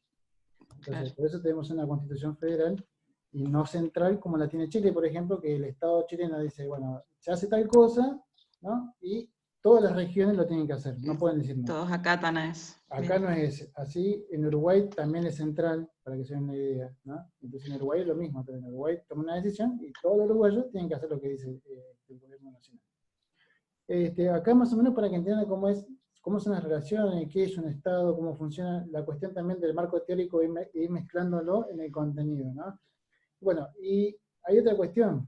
Esa sociedad moderna que se transmite, ese término de civilizado. ¿Vos sos civilizado o no sos civilizado?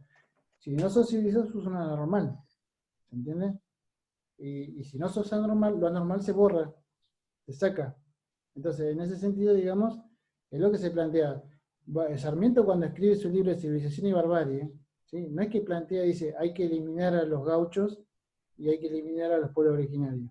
El tipo lo que plantea dice, nosotros tenemos una sociedad retrógrada compuesta por pueblos originarios, gauchos y terratenientes, que es clase dominante. ¿Sí? Entonces, nos tenemos que sacar si queremos construir una sociedad industrial y moderna. ¿Sí? Pero obviamente, la clase dominante tomó lo que le sirvió, dijo, borró terrateniente y dijo, bueno, gaucho pueblo originario, conquista el desierto, ¿se entiende? Chao. Y los terratenientes siguieron gobernando. ¿Sí? Por eso nosotros tenemos el mismo modelo económico. ¿Sí? Ahora, ¿cómo se entiende el golpe de Estado de Perón? Porque si, o sea, Perón logra hacer cosas y después golpe de Estado. O sea, La pregunta es simple, digamos, con el tema de la recesión mundial de 1930 y con las guerras mundiales de 1914 a 1918 y la Segunda Guerra Mundial, ¿no? Del 45 perdón, del 36, 38 comienza más o menos ahí, hasta el 45, son, digamos, producen en la Argentina un fuerte impacto. ¿En qué sentido? Vieron que yo les dije en un momento de que la Argentina no, en ese contexto de 1900 carecía de un mercado interno, carecía de una moneda unificada, ¿no? Entonces, se dedicaban, digamos, a, ¿cómo se llama? A producir materia prima y mandarla a Europa, y así se producía todo y volvía acá y se vendía. Zapatos, ropa, ¿no? Entonces todas esas cosas, así se funcionaba, digamos, en 1900. Ahora, con todas estas crisis que yo les marqué, pero, o sea, la sociedad terrateniente se da cuenta de que ya no puede, digamos, ya nadie le está comprando, entonces necesita pensar un nuevo modelo económico, y dice, bueno, industrialicemos la Argentina, ¿sí? Y le dan vía libre a Perón para que haga todas las modificaciones que hizo, digamos, pero en la industria primaria, porque la industria primaria, que tiene que ver con la producción de quesos, leche, lácteos, todas esas cuestiones, o en cierta manera el tema de los autos, digamos, es producción, digamos, que está ligada al campo, ¿sí? Sacando la producción de autos, digamos, pero sí está ligada al campo, digamos, y ellos tenían el control de eso. Ya cuando Perón quiere pasar al otro tipo de industria, que te va a permitir decir, yo no soy subdesarrollado, sino soy un país desarrollado, ¿sí? Se produce el golpe de Estado porque plantearon una nueva sociedad industrial, ¿no? En su segundo gobierno, digamos, que plantea, digamos, el desarrollo de la industria pesada, ¿no? Que tiene que ver con la industria química y tecnológica, planteaba decir, bueno, los terratenientes ya no van más, ahora aparecen los burgueses, ¿no? Los empresarios, digamos, que van a ser los nuevos dominantes. La pregunta sería, si las decisiones de ustedes, o sea, el tema es ese, uno va a dejar que otro venga y tome la decisión y decir, che, bueno, estás más acá, ahora la decisión la tomo yo. Ahora vos no sos más dueño de esto, la decisión la tomo yo. No, eso es un conflicto. Entonces, por ende, digamos, ellos no querían eso. Así que se produce el golpe de Estado porque ya había logrado lo que ellos necesitaban, ¿sí? Que era la industria primaria, ¿sí? La ligada a la producción del campo, y entonces, en ese sentido, digamos, el segundo tipo de industria no le interesaba porque planteaba un cambio a nivel, digamos, del grupo de los dominados. ¿Sí? ¿Se entiende hasta acá? Sí, sí, profe. Bien. Bien, esto más o menos para que entiendan, digamos, digamos, los por qué, digamos, que la historia no es natural. Si nosotros la pensamos en términos lineales, digamos, en una línea del tiempo, la línea del tiempo no sirve más que para tener un dato de qué pasó tal día, pero realmente ahí nosotros no logramos ver por qué esa persona o ese grupo social hizo tal cosa y no otra. ¿Sí? Entonces, esto es lo que me permite a mí, por ejemplo, la psicología entender, digamos, algunas cuestiones, ¿no? Como por ejemplo, si nosotros tomamos crisis emocionales en los sujetos, ¿no? O sea, la crisis de Wall Street, ¿no? No sé si escucharon alguna vez que hubo la crisis de la bolsa en Nueva York, que tiene que ver con la crisis de 1930, que es una crisis económica a nivel mundial. Hay mucha gente que se comienza a tirar del Empire State, que era el edificio más alto en esa época, porque perdió mucha plata. No sé si vieron los dibujitos, vieron algunos memes, hay cuestiones de eso, ¿no? Si ustedes ven, por ejemplo, Hombres de Negro 3, la de Will Smith, ven Hombres de Negro 3, van a ver que él viaja en el tiempo, y para viajar en el tiempo se tira el edificio para prender el aparatito, y a medida que él va viajando en el tiempo, va cambiando, digamos, la visual y el panorama de los edificios, qué sé yo, y hay gente que se va tirando al lado de él, que va cayendo, que es gente de esta que sufrió esta crisis, digamos, de perder mucha plata, ¿sí? Entonces, ahora, no toda la gente que perdió plata se suicidó. Entonces, en esta lógica, digamos, nosotros, en lo que tiene que ver con lo humanístico, digamos, no podemos decir como en las ciencias exactas, decir esto es así, así, así. O sea, acá hay tendencias. Entonces, si una persona pierde al amor de su vida, si una persona pierde a un ser querido que amaba muchísimo, podemos tener diferentes situaciones. Personas que se suicidan, personas que que se tiran al autoabandono pero no se suicidan, personas que extrañan, se fortalecen y siguen caminando. Entonces, hay diferentes situaciones. Entonces, acá donde nosotros vemos, por ejemplo, y aplicamos, ¿no? El conocimiento de la psicología o de otras ciencias, digamos, para entender mejor la dinámica, digamos, de funcionamiento social. ¿Se entiende? ¿Hasta acá? ¿Vamos bien? Sí. ¿Sí? Bien. Yo por lo pronto, hoy ya no estamos pasando de la horita, no sé si tienen otra reunión o no. Pero bueno, o sea, a mí me gustaría si hay alguna cuestión que quieran preguntar con respecto a la asignatura, ¿no? Yo ya han leído el CAP, ¿no? Sí. ¿Y las fechas importantes? El tema del cursado, cuándo termina, el cierre, la entrega de planilla, de notas, ¿saben algo? ¿No? ¿Lo han comentado con otras materias? Y Sí, vagamente que el cierre oficial es en abril. Bien. El cierre oficial es en abril para las materias del segundo cuatrimestre. Para las del primer cuatrimestre es febrero. Ah, bueno. Febrero, marzo, y las anuales también febrero y marzo. ¿Sí? La del segundo cuatrimestre tienen un tiempito más hasta el 24 para terminar de cerrar la nota. Eso por un lado. Así que, digamos, tenemos un tiempito como para trabajar, digamos, y poder cerrar una nota, ¿sí? De mi parte está, digamos, que yo entendiendo esta cuestión de la problemática de poder trabajar en un contexto ideal, obviamente, mi exigencia, digamos, va a apuntar a valorar estas cuestiones, la cuestión cognitiva, o sea, las habilidades cognitivas, que es lo que a mí me interesa, ¿sí? Más, y después de ahí, bueno, ir trabajando los contenidos desde esa lógica, ¿sí? Entonces, yo voy a evaluar eso, o sea, si ustedes, por ejemplo, yo hago una pregunta y me contestan, digamos, algo, digamos, que no va en función de realmente de lo que pasó, digamos, o de cómo sería, digamos, tampoco las voy a desaprobar, porque lo que yo busco precisamente es este ejercicio que ustedes reflexionen y se piensen, ¿no? En situaciones y analicen un problema, ¿sí? El pensamiento reflexivo, crítico reflexivo a nosotros nos permite resolver problemas desde una mejor óptica, desde una mejor visión. La escuela, nosotros en el secundario normalmente nos enseña a estudiar de forma fragmentada, ¿no? Y eso, digamos, eso es un obstáculo, porque nosotros pensamos, digamos, la vida en cuadros, y en realidad no es un cuadro, es un todo, digamos, y es un todo disociado en fragmentos que precisamente es funcional para poder controlarnos, digamos. Entonces, no nos pensamos, digamos, o no podemos unir cosas, ¿sí? Entonces, en este sentido, creo que este contexto pandémico, ¿sí?, nos permite precisamente que esa visión fragmentada, digamos, nosotros nos demos cuenta de que no sirve, ¿no? Y que tenemos que pensarlo de otra manera, ¿sí? Pero bueno, no necesariamente quiere decir que todo lo logremos hacer, ¿no?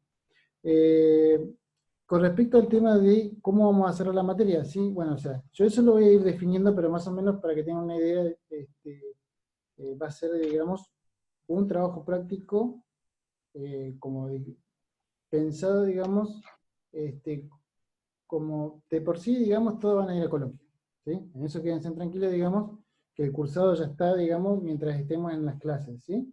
O sea, con la presencialidad, digamos, no solamente del Zoom, sino que la presencialidad en el sentido de que participen, que pregunten, digamos, y que pequeñas actividades chiquitas que vamos a ir haciendo, digamos, con eso, digamos, estaría la cursada, digamos, ¿no? O sea, y cuando me refiero a pequeñas actividades, serían, por ejemplo, como la pregunta que les hice, por ejemplo, ¿qué pensaría? Porque las preguntas mías son de elaboración, ¿sí?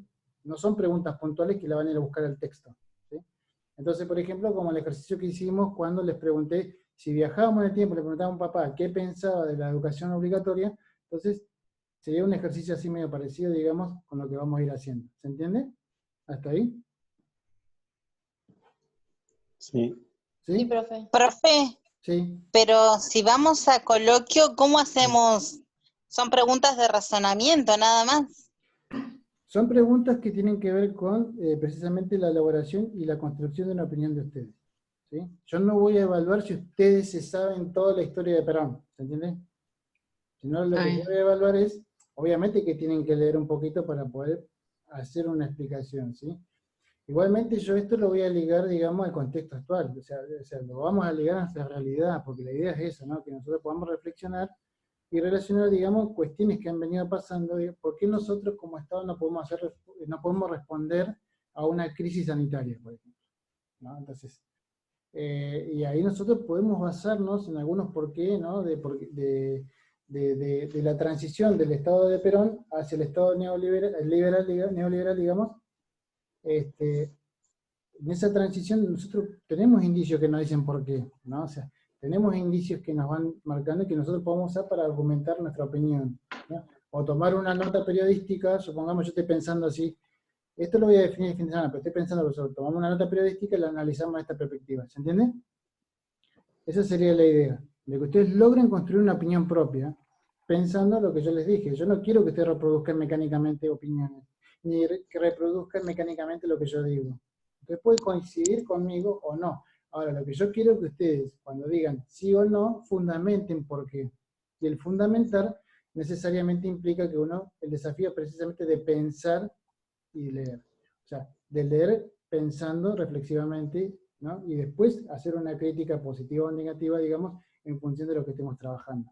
Esa sería la idea del coloquio, ¿sí? Y la idea del trabajo final, ¿sí?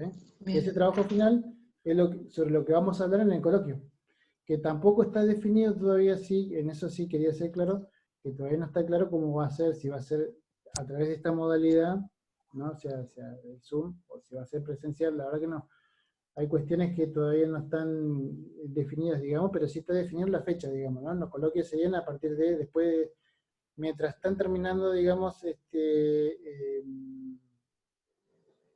mientras estamos terminando en marzo, digamos, los primeros días, la primera semana de abril, ahí tendríamos que cerrar la nota con un coloquio. ¿Sí? Ok. Yo ¿Sí? quería Sí. hacer una consulta. Sí. En el resto de las materias, por ejemplo, para regularizar, nos dieron ciertos trabajos prácticos, 3 trabajos prácticos que teníamos que entregar. Con esos trabajos prácticos regularizabas y ibas a coloquio, y estaba la posibilidad de conectarse al Zoom o no conectarse por el tema de la conectividad, de los dispositivos y eso. Quería saber en esta materia cómo va a ser la modalidad, sí o sí tenemos que conectarnos al Zoom, va a ser todas las clases grabadas para que yo la pueda enviar, van a haber trabajos prácticos que también van a sumar, o algunas actividades en algún foro de la plataforma o algo así. Sí, la idea es esa, o sea, las clases Zoom, digamos, no van a ser obligatorias desde esa perspectiva, o sea, la idea sería que se sumen, digamos, si se puede, digamos, conectar, buenísimo, para poder evacuar dudas y preguntas, ¿no? Va a haber actividades que no van a ser complejas ni largas, ¿sí? Son actividades, por ejemplo, chiquitas, digamos, de una pregunta que ustedes van a tener que elaborar, ¿sí? Una respuesta, ¿sí?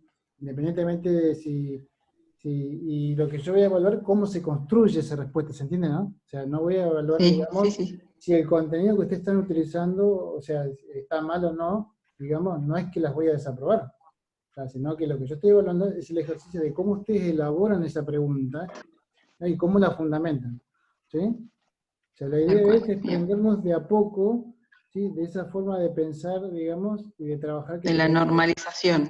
Claro, y del secundario, ¿no? Digamos, ¿no? Que tal pregunta puntual para tal texto. Entonces, para decirles, ¿no? Por ejemplo, yo trabajé muchos años en medio, ¿no? Entonces, me decían los chicos, profe, pero acá en el texto, por ejemplo, ¿no? Cuarto, quinto año, ¿no? Pero acá en el texto no sale, dice la respuesta. No, la respuesta es de vos. Claro, vos lees para poder responder qué opinás. Y entonces, ese es el ejercicio que yo quiero transmitir, digamos, y hacer, digamos. Entonces, hay profes, inclusive en nuestro nivel, digamos, que hay profes que prefieren que ustedes respondan, digamos, contenido específico de lo que le apunta, ¿sí? Ahora, uno lo puede hacer, pero al mismo tiempo el desafío de uno como estudiante, digamos, es plantearse la posibilidad de ir un poco más allá, ¿sí? De hecho, inclusive yo como experiencia personal, por ejemplo, a mí en historia, cuando yo estudié, la historia decía, por una materia, supongamos, la historia argentina me contaba ciertas cosas y otras cosas no, entonces bueno, yo me tomo el trabajo de sentarme en la biblioteca y buscar lo que no me decían. Investigar por otro lado. Exacto. Entonces, bueno, y ahí uno va haciendo un análisis más global, decía lo que ellos querían escuchar para probar, que es una realidad, Tal cual. ¿sí? Pero al mismo tiempo también yo buscaba, digamos, un poco más allá, ¿no? Porque no quiero ser una persona, yo soy una persona muy curiosa y quiero siempre saber. Entonces, en ese sentido, digamos, lo que yo busco fomentar en usted es ese apetito de curiosidad, digamos, de poder entender en la sociedad que vivimos, ¿sí? Y bueno, y de esa lógica los trabajitos van a ser así, una pregunta puntual, digamos, un texto, una preguntita, lo leen y lo van respondiendo, ¿sí? Mi idea es, porque supuestamente nosotros cortamos el 27, ¿no? Yo no voy a cortar el 27 porque nosotros seguimos con la mesa de examen. O sea, entonces mi idea es, si a ustedes les parece, seguir con algunas clases o algunos encuentros antes de que termine el año, ¿sí? Y después retomaríamos, digamos, en febrero, a partir del 8 de febrero nosotros nos reincorporamos y la semana siguiente empezamos ya de vuelta con el cursado, por decir una manera. Así que ahí retomaríamos, ¿sí? Pero bueno, la idea mía es, en estos poquitos tiempo que nos queda, afianzar algunos contenidos claves, ¿no? O sea, desde el punto de vista teórico, ¿no? O sea, trabajar el concepto, ¿qué es liberalismo, por ejemplo, ¿no? O sea, ¿qué es neoliberalismo? Liberalismo, neoliberalismo, ¿es lo mismo? Uno podría decir que sí, porque el prefijo neo significa nuevo, pero en realidad, o sea, es un nuevo andar del liberalismo que adquiere otras características, porque el contexto de hoy en día no es el mismo que el contexto de la persona de 1900. Entonces el liberalismo no es igual, tiene ciertas características, por ejemplo, propiedad privada, ¿sí? Pero por ende, por ejemplo, el liberalismo, en el contexto de 1900, buscaba a través de la escuela homogeneizar a la gente, que toda la gente fuera igual, ¿sí? Que fuéramos todos argentinitos, que todos fuéramos lindos ciudadanos, que no nos peleáramos entre nosotros, que la policía o el juez resolvía el problema entre nosotros y no nosotros a cuchillo o tiros, digamos. Entonces, ese era el contexto, construir una ciudadanía o un pueblo que no existía. Hoy en día nosotros, el neoliberalismo no tiene esa necesidad porque ya hay una sociedad construida, ¿sí? Una ciudadanía, mala o buena, está construida, entonces el tipo no busca homogeneizar, sino precisamente busca ese control total hegemónico, pero a través de la desigualdad. Entonces potencia la diferencia entre nosotros, ¿sí? Entonces de ahí, nosotros, por ejemplo, no puede haber un diálogo entre, por ejemplo, alguien a favor del aborto o en contra del aborto. No puede haber un diálogo entre aquel que está a favor de la religión o en contra de la religión. No puede haber un diálogo entre aquel que está a favor de una política económica llevada adelante por el macrismo o por el peronismo. Entonces, o sea, nosotros nos polarizamos. Esta cuestión de lo bueno y lo malo, el mundo binario, esto es una monocultura que precisamente también plantea de Sousa Santos o a Ventura, digamos, ¿no? Él lo plantea también esta cuestión de, dice, bueno, o sea, ¿cómo se llama? Ay, se me fue la idea. ¿Me ayudan? De lo que veníamos hablando. Del control, digamos, ¿no? O sea, estas cuestiones, ¿no? O sea, perdón, bueno, por ahí para que se den una idea, digamos, a veces es tanta la información y uno lo tiene que secuenciar y reducir en un cuatrimestre, y es difícil, digamos, ¿no? O sea, ¿cómo selecciono? ¿Cómo hago? ¿No? O sea, entonces, y eso es el desafío de uno, ¿no? O sea, porque muchas veces uno a veces tiene que priorizar, digamos, qué contenido se enseña, qué contenido no se enseña. Y bueno, y yo creo que la finalidad de uno define qué se prioriza más sobre otras cuestiones, digamos, ¿no? Entonces, y eso también. Ahora, yo para poder establecer mi finalidad también tengo que entender qué es lo que yo quiero, por qué quiero ser docente y por qué quiero enseñar tal cosa, ¿sí? Y en ese sentido, el hecho de que uno dice, bueno, pero profe, usted está trabajando con nosotros más grandes, o está trabajando con los chicos de secundario que son más grandes, les voy a comentar, por ejemplo, una pregunta. O sea, yo una vez, en una de acompañamiento, digamos, yo estaba haciendo investigación, trabajaba en un grupo de investigación en la Facultad de Ciencias de la Educación, y entrevisté mucho, digamos, maestras de primaria y de jardín. Y de hecho escribí sobre eso, ¿no? Sobre la educación y el uso de la tecnología, digamos, en el nivel inicial y primario. Y entonces una profe me preguntaba, de inicial, me dice, cuando acompañé a practicantes, me dice, ¿y se puede trabajar el contenido histórico con chicos de nivel de jardín? ¿Se puede trabajar un contenido histórico? ¿Ustedes qué dicen? Perdón, ¿se puede trabajar qué? Un contenido histórico. Sí. Sí, sí, obvio. Bien. Entonces, el tema es ese. Ahora, ¿cómo lo trabajo? ¿Cómo se lo enseño? Si yo a un chico, digamos, muchas veces uno mira los actos de jardín y yo a veces me pregunto, digo yo, o sea, eso, o sea, ¿de qué le sirve al chico? O sea, ¿el chico aprendió algo de eso?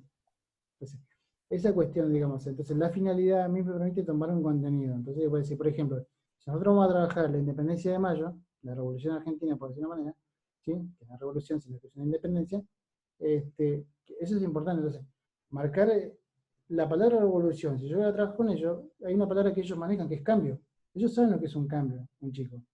Yo lo tengo, no lo tengo, o sea, me cambio de ropa, no me cambio de ropa. O sea, entonces, jugar con esas cuestiones, jugar con la cotidianidad del chico y en función de eso ir trabajando un concepto, porque tampoco puedo trabajar 10 conceptos.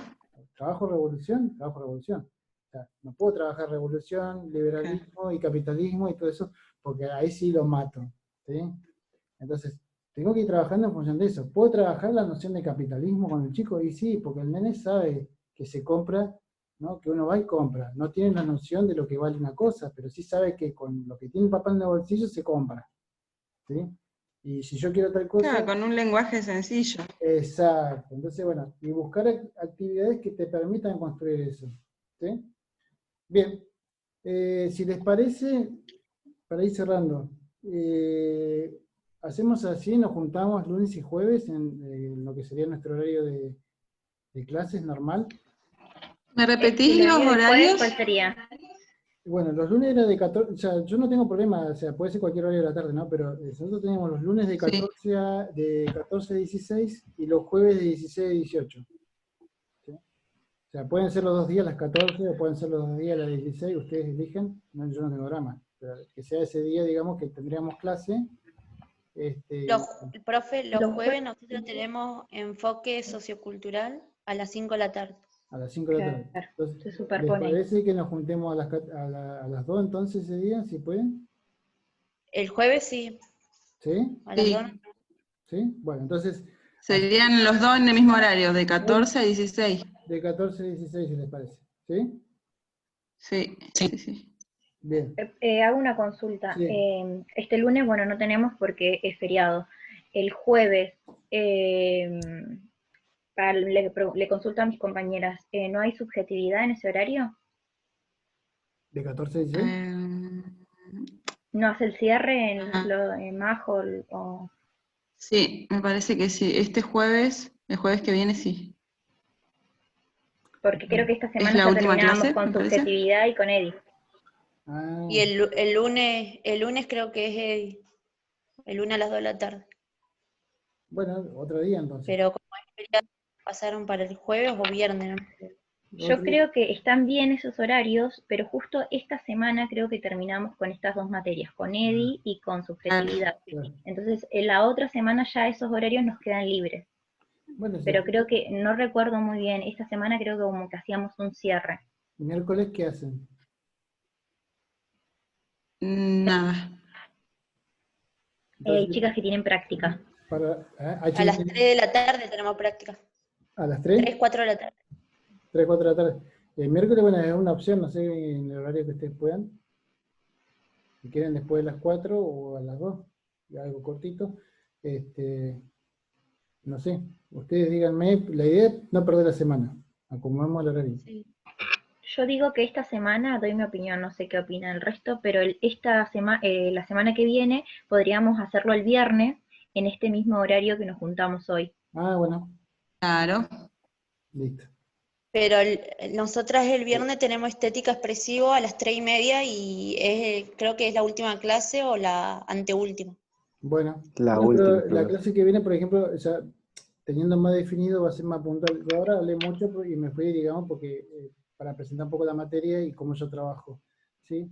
Pero la clase que viene podemos hacerla puntualmente de una horita y chao, digamos, y con una actividad práctica, digamos, ¿no? O sea, yo a través de la plataforma igual le voy a avisar a Cami, ¿cómo se llama? Voy a subir un texto y una actividad, digamos, pensada ya para el viernes. ¿Sí? Entonces ustedes ya vienen el viernes, vamos charlando y ahí la vamos definiendo, digamos, ¿no? O sea, una horita, digamos, para ir trabajando y las dudas o preguntas que ustedes tengan, digamos, ¿no? O sea, esa sería la idea, digamos, ¿no? Otra consulta.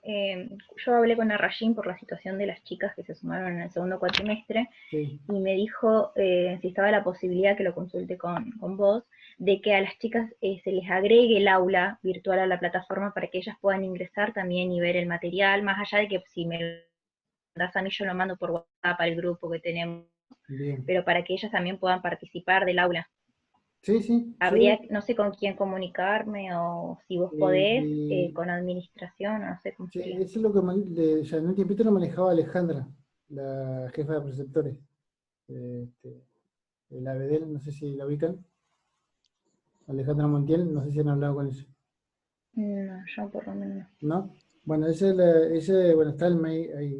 Yo igual le voy a preguntar cómo es, porque yo sé que lo puedo hacer, pero bueno, hay cosas que todavía no entiendo en la plataforma, ¿sí? O sea, es medio complejo de agarrarle la mano, digamos, a todo al mismo tiempo, pero porque se puede agregar, digamos, gente, digamos, ¿no? O sea, está ahí en la administración. Ahora, yo no sé bien cómo se hace los pasos, pero por lo pronto, digamos, o sea, el WhatsApp o sea, y bueno, y vos le comparto, digamos, lo que vayamos haciendo. Y yo me comunico con ella hoy, le voy a mandar un mail, le voy a preguntar cómo hacer para agregar. Y después, una vez que ella me dé lo que me explique cómo es, ustedes igual, vos mandame igual nombre y apellido completo, Dale, con el DNI, así yo ya con ella le digo, mira, estas chicas me las podés agregar, entonces me lo hace ella más rápido. buenísimo. ¿Sí? Sí, Y sí, no hay mandámelo problema. por WhatsApp después. Entonces quedaríamos el viernes ¿A las 2? a las 2. ¿Sí? El viernes que viene. ¿Sí? Sí. Y yo no tengo problema las semanas de las mesas, inclusive seguir un ratito. Así que si ustedes no tienen problema, lo hacemos. ¿Sí? La idea es que en estos poquitos clases que tenemos, trabajar esta cuestión de cómo construir una opinión. Porque yo sé que es difícil opinar, ¿no? Y al mismo tiempo escribir una opinión. Entonces, en ese sentido, digamos, quiero trabajar esta cuestión porque, bueno, o sea, el trabajito final, digamos, para el coloquio, digamos, tiene este sentido, digamos, ¿no? O sea, para que ustedes se den una idea, digamos, a ver, déjenme un segundito, con esto ya termino. Estoy buscando la consigna que trabajé el año pasado. Que no tenía planeado hablarles de la consigna, pero bueno. Pero la consigna era, por ejemplo, eh,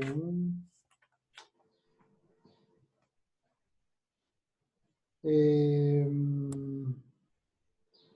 la idea era, por ejemplo, el año pasado, digamos, lo que yo trabajé es esto, o sea, tomar una problemática que les interesara, digamos, en función de lo que fueron leyendo, digamos, siempre en términos educativos, ¿no? Pero entendiendo, digamos, el contexto y el estado en el cual se está analizando y comparar, digamos, esa problemática, ¿no? Entonces, algunos alumnos tomaban, por ejemplo, el tema de, por ejemplo, el control social, y a partir del control social, digo, se plantean, digamos, bueno, o sea, según los autores, a trabajar un contenido, digo, entonces, eh, entonces, de esa lógica decían, por ejemplo, el Estado liberal, ¿sí? Es un Estado, digamos,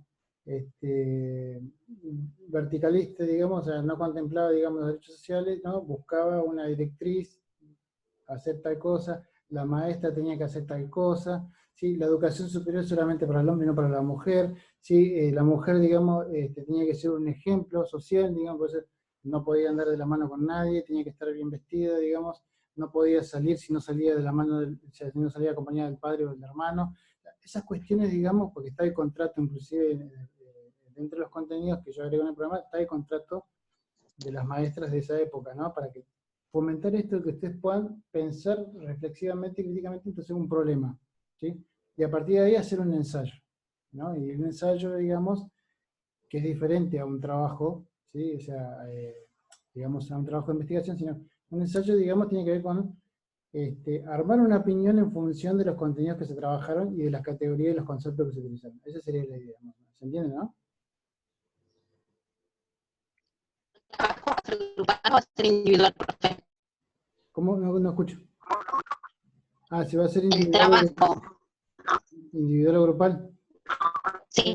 Yo normalmente lo hago, Lo hago grupal el coloquio, digamos, por cuestión o sea, se fomenta esta cuestión. Nosotros tenemos 3 ejes, que es el tema de la interculturalidad, el tema de la cuestión de género, sí, ahí se me fue el otro eje, y el tema de los derechos, ¿no? O sea, y bueno, y de esa perspectiva se trabaja todo, digamos, en grupo, se trabaja la grupalidad. Así que yo no tengo problema que sea en grupo. O sea, todo depende también de cómo ustedes lo elaboren, o sea, que no lo elabore una sola persona, sino que todos colaboren en esa construcción, digamos, porque después yo hago preguntas. O sea, lo que ustedes, digamos, trabajaron, yo pregunto, digamos, ¿por qué pusieron tal cosa o por qué dijeron tal cosa? Entonces ustedes tienen ahí fundamental y dicen, bueno, nosotros, y ahí fundamental. Ahora, si lo trabaja una sola persona, digamos, el resto va a estar limitado, digamos, a qué puede llegar a responder. ¿Se entiende, no? Porque las mías son preguntas de relación y de elaboración propia. O sea, no les voy a tomar de memoria lo que dice tal autor, o qué opina tal autor de las maestras, o qué dice, por ejemplo, ¿no? O sea, en ese sentido, qué dice Carly, por ejemplo, con maestras en las de antes. Eso no se lo voy a tomar. Si no sería un examen como típico de la escuela, ¿no? Entonces, ahí no, eso no les va a enseñar nada. Ahora, si yo les pregunto, maestras en las de antes, y bueno, ¿ustedes qué opinan? ¿Maestras en las de antes, maestras en las de ahora, o las maestras se adecuaron en función del contexto en el cual estaban trabajando? ¿Se entiende? Sí, ¿Sí? ¿O no? sí, sí. Bien, esa sería la idea, digamos, del trabajo final. Y sí puede ser en grupo, no hay problema, ustedes son poquitos también, así que el tema sería cómo se pueden organizar para trabajar. O sea, esa sería la idea. Cómo se organizan, porque bueno, o sea, sí. Y cómo harían para aportar. Eso no es drama, o sea, ustedes eligen. ¿Sí? ¿Les parece? Bien, buenísimo. Bueno, las libero y bueno, yo estoy en contacto con Cami cuando tenga el texto y la pregunta, lo subo a la plataforma y también y este video también se lo voy a mandar te lo voy a mandar, Cami, por WhatsApp. Sí. Así también lo Sí. repartís y cada uno, digamos, lo tiene y lo puede, digamos, reescuchar, que esto sería interesante, transcribirlo y anotarlo, y al mismo tiempo que uno va escribiendo lo que va escuchando y incorporando, que al lado también anoten lo que no entienden, o me gustaría, profe, que profundice esta cosa, o a qué apuntó cuando dijo tal cosa. ¿Sí? Bien. Genial. Bueno, Ok. listo. Entonces nos vemos el viernes a las 14. Viernes. Listo, chicos. Muy bien. Saludos. Muchas gracias. Muy bien, profe. Chao. A ver cómo cierra.